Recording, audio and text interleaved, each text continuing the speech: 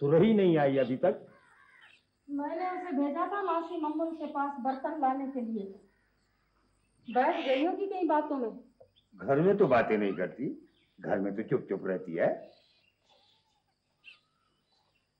बस आती ही होगी। अस्सलाम वालेकुम चाचा। वालेकुम सलाम। पुनल, तू सुरही के साथ? हाँ चाचा, डर गई थी ये। डर गई थी दिन के वक्त? रोमा में मासी से बर्तन लेकर आ रही थी ना, तो सांप निकल आया था झाड़ियों में से।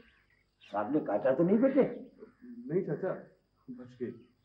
कितनी बार तुझे समझाया है कि रास्ता देख कर आया कर, मत गुजरा कर झाड़ियों में से। सांपों के बिल होते हैं इनमें, तू है कि समझती ही नहीं। अरे रोती क्यों है इतनी सी बात पे? डांटती क्यों है? डर गई होगी बेचारी। अच्छा चाचा, चाची मैं चलता हूँ।